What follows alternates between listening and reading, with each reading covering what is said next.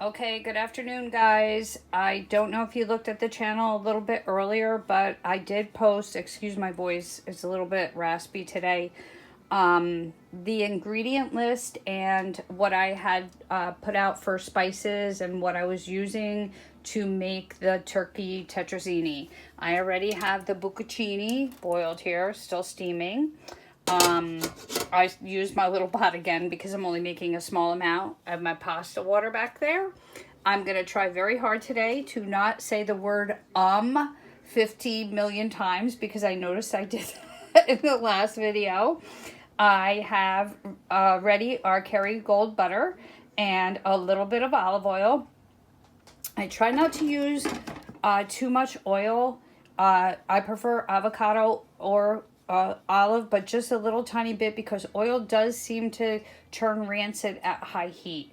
So I have, as I said, I was going to mix the spices together. So what I have here is these are the spices that were quarter cup measures, and these are the spices that were half cup measures. And I know that the phone kind of cut us off last time, so I'm going to try to do a little bit better this time. And I am going to get the GoPro. So everything that I have that I'm using today is organic except the Parmesan. And the Better Than Bouillon, this is what I was also explaining. This is a low sodium. I usually do buy the organic, but this is a wonderful product. It gives your food a lot of flavor. Here in the measuring cup, I have the wine. Whoops. I just stuck my finger in the cream of celery soup. Sorry about that, guys. So this is the white wine, the half and half, and a little bit of the organic vegetable broth. You could use chicken broth. I would just not suggest using beef. If you have turkey broth, that'd be fantastic. I have some extra wine here in case we need it to loosen up, but we also, again, have our pasta water. So I have here our garlic and onion, which is sauteed. I'm going to turn up the heat on our Kerrygold butter and olive oil. So in the spices, the list that I gave are the spices that I have over in the corner. And I'm just going to quickly go over them again. And I wanted to share one with you that I found at a local spice store, which I am hoping very much to be able to interview them and get them on the channel because it's a great store. And if you can find one in your area, definitely shop small business. Definitely bring your empty glass containers and utilize that store. In the, this is the half cup one. This is the quarter cup measures. In here is a fantastic product called lemon salts. They have these wonderful, no heavy metal salts, that are flavored. They have ones that have chipotle flavor, lemon salt. There's ones that are smoked, just really, really beautiful salts. But I do bring all my containers. I'm going to go over here for a second and show you guys. So this is what I have the lemon salt in. It's an old container, but this is actually flavored lemon salt. So I did put a little bit of that in there, but I do keep all my glass containers and I bring them to this store, which I hopefully can bring you guys there and show you how I bring them and get them refilled. Everything there is organic. You refill everything and it's so much more cost effective. It's anywhere from like 80 cents an ounce to maybe, I think the most expensive there, maybe for like the nutmeg beans, are maybe $3 an ounce, but very cost effective. So really good product. I'm hoping to take you guys on that adventure. I also am going to be interviewing a local businessman that has a restaurant very soon. So the other thing is I do have the turkey chopped up already. I do white and dark meat. Dark meat has all the flavor. I'm sure you've heard that if you cook at all. Dark meat, have to have dark meat. The cheese that I'm using is organic cheese. All right, so we're up to temperature here. So I am going to throw the onions and garlic in. Now, a lot of people just take the turkey in turkey tetrazzini and they just throw it in a container, or a pot, excuse me, not a container. And they'll just put in some cream chicken soup and some cheese or cream and mushroom soup, and then just boil some noodles and throw that all together. I do, as I mentioned in the beginning of this, had this recipe from many, many years ago. My first mother-in-law used to make turkey tetrazzini, and she was a very good cook, and hers was a lot simpler than this. I have a larger spice palette, and that is no, ill regard or disregard to her, because she was a wonderful cook. But I've tweaked it over the years, and I definitely added vegetables. You could add more vegetables if you'd like. You could add celery. You could cook some carrots and put them in there. You can add green beans. If you were doing this, I don't cook. We don't cook holiday meals. We have no children at home, empty nester. So I don't have big leftovers of vegetables, but you surely could add whatever you had left. If you wanted to add carrots or green beans or peas or whatever, you could absolutely add all that to this recipe. So we have the garlic and the onions going, and you're just going to get them till they're tender. They, they don't have to be, browned or anything.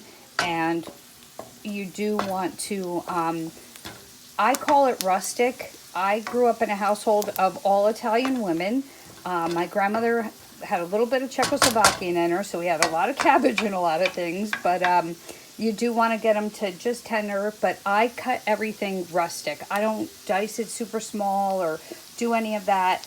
I cut it as I just think every piece should be its own piece. It doesn't have to be all together the same. So I'm just going to put a little of that pasta water in, because that's going to help us steam out a little bit, get a little more tenderness in those vegetables.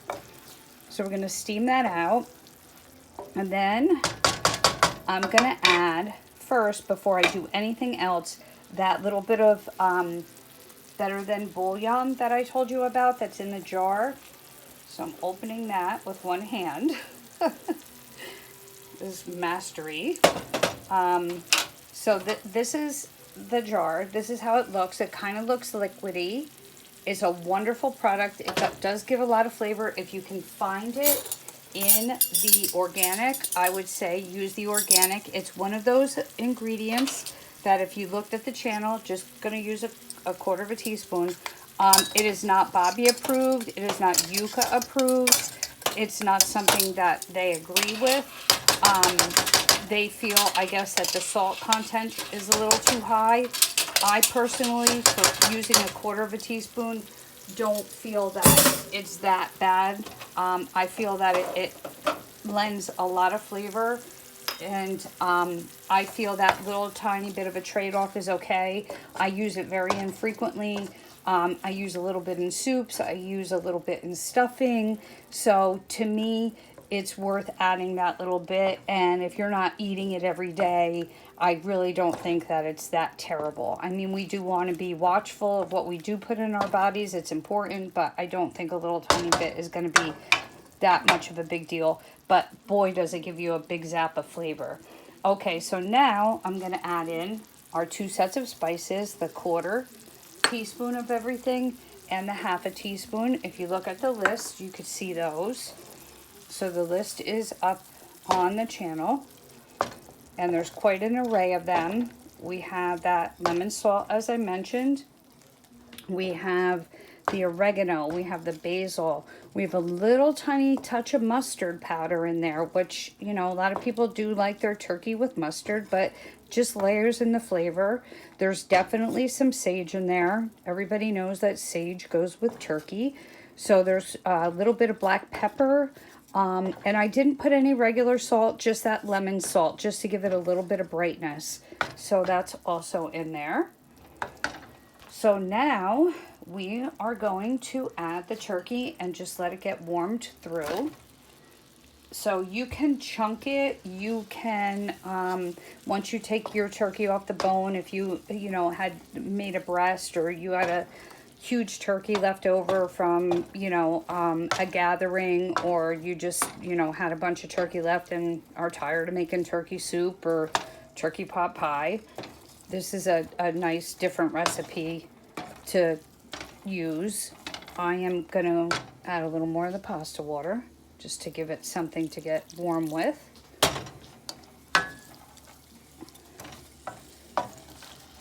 So we're going to just let that get warm a little bit.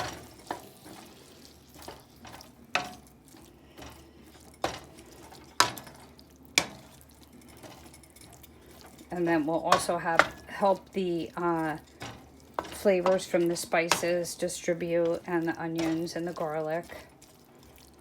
Okay, now we're going to put in, this is the milk, the wine, and the broth. So I'm going to add all that in. I'm going to stir that through. And I may have to add a little bit more, but we're going to see. And that's not a problem. That's why I have the broth there. I have the wine there. And the half and half I did put back in the fridge because we didn't want it to get too warm. So now, another one-handed trick here.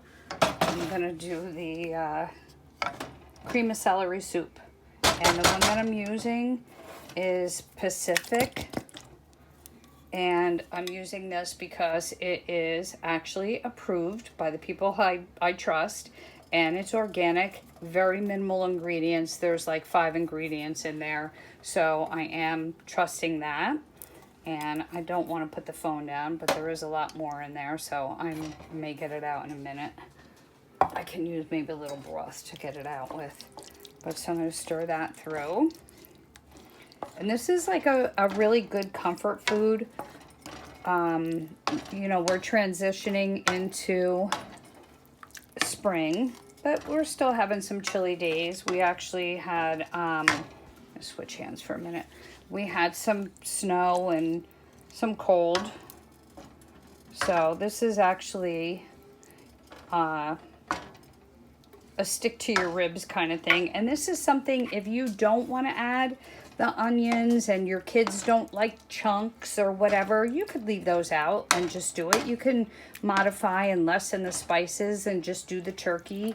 And you could bump up the cheese and make it cheesier.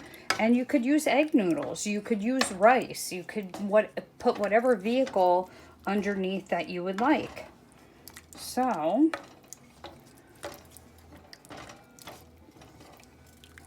that is looking pretty good. Now I am going to take a little bit of the broth and try to get that in this can and try to stir some of that soup that's left in the bottom out with one hand. I'm trying to be a one-handed wonder here, guys, instead of wasting all that cream of celery soup. You know, we all know how expensive things are right now. And you could buy a can of cream of chicken or cream of celery or cream of whatever soup of any brand for, I don't even know, probably $1 something, but not the good kind, not the organic. That was like $4. So you do get what you pay for though. So if you're making a meal for the people that you love and you want to take care of yourself, this is going to make quite a lot.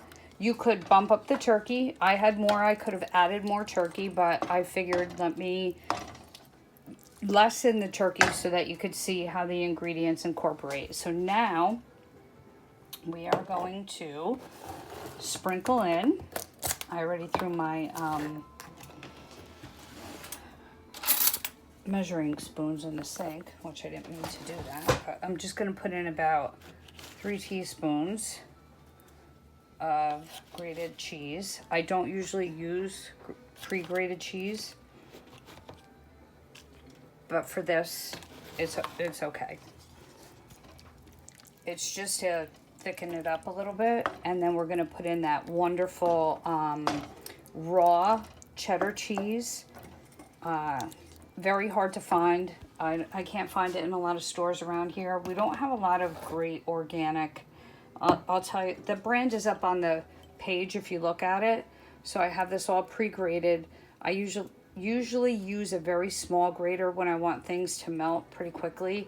So this I do with almost a rasp grater, the larger side. I'm trying to get it out with one hand.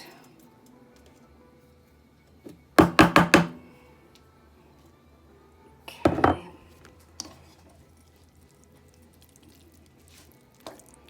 You could use whatever cheese you want. You could put in Swiss, you could put in provolone, you could put in cheddar.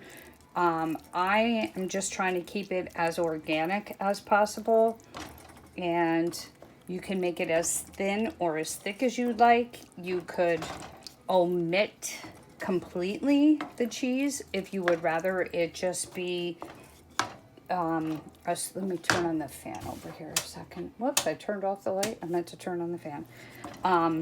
You could keep it completely dairy-free if you would like. You could do it with just the soup.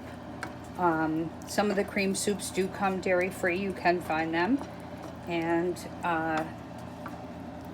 now we are heated through. And let me just give it a taste. Well, everything's incorporated in there. It's really good. All right, so now let's add in some of that pasta. Now you can do it two ways. You could just put the pasta on a plate and serve it that way, which I could pause and show you that way, or I can just add some pasta in, which is what I'm going to do, because it just is so bubbly and it's saying add the pasta to me. I just think it's perfect to add it to it, and it's getting sticky over here anyway because I don't wash my pasta. Never rinse your pasta. We never rinsed our pasta. My Italian grandmother would not let you rinse your pasta. So you're just gonna get that in there.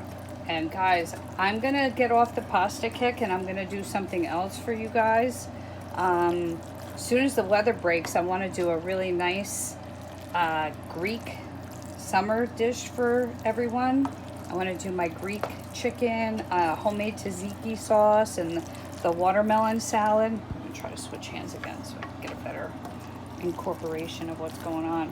I do want to do some other things, but I just have a lot of great pasta dishes, you know. I guess it's from the heritage. My penny with vodka, very good. I'm not bragging, it's just what I've heard. And then I make really good soup. So I love soup. Soup is a comfort food to me. Soups take a long time though. So that's something that I would probably have to put up in steps on the channel and have everybody grab the ingredients and we could do them. But what they're great for is freezing them so that you can have some in the freezer if anybody in the house gets sick. And then you have some soup in the freezer. So doesn't that look really good, guys? So what I'm going to do is now plate this up, do a final picture, put it on the end, and so there we go. Turkey tetrazzini. Very simple. Make this instead of turkey soup when you have a leftover turkey next time. And I hope you enjoy it. And thank you for watching. And all right, beholders, we'll see what happens with this video upload. Thank you for tuning in and giving me your time. I appreciate you all. Thank you. Bye.